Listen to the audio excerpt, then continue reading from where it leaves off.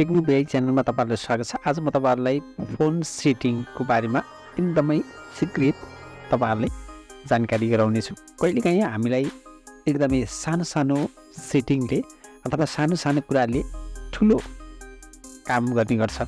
जस्तै हामी कहिलेकाहीँ फोन चलाइरहेका हुन्छौँ अथवा फोन नम्बर कतै रिङटोन बज्छ, त्यो अवस्थामा एकदमै गाह्रो हुन्छ कि फोन उठाउनुपर्छ कि अथवा भाइब्रेसनमा राख्नुपर्छ।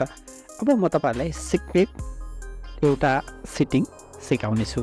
च्यानलमा नयाँ हुनुहुन्छ भने छेउमा रहेको बेल अल थिच्नु होला, लाइक गर्नु होला, भिडियोलाई सक्दो सेयर गर्नु होला। आउनुहोस् भिडियोतर्फ।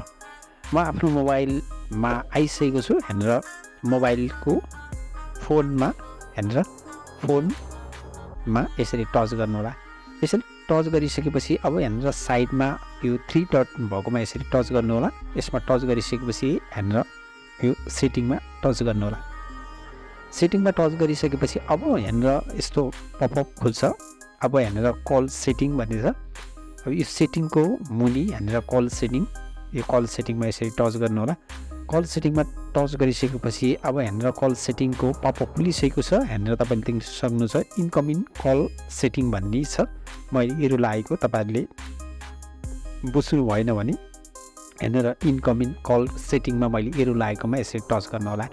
यसरी टच गरिसकेपछि टच गर्नुभयो भने अब अहिले अफ छ, इन्कमिङ कल सेटिङ भन्ने छ।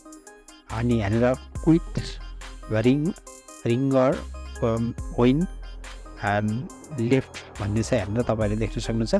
अब यसलाई सबैभन्दा माथि यसलाई अन गर्नु होला।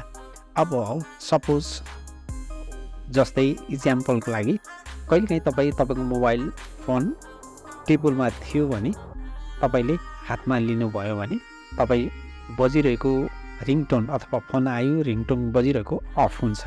यो सेटिङ अन गर्नुभयो भने जस्तै टेबलमा फोन थियो, फोन आइरहेको थियो, तपाईँले हातमा लिनुभयो भने अफ हुन्छ।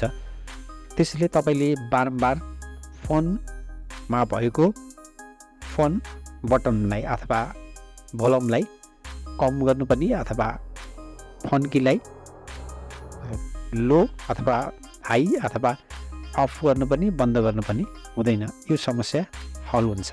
सानो सानो कुराले तपाईँहरूलाई धेरै ठुलो काम गर्छ कहिलेकाहीँ। हस् त, thank you for watching video. By.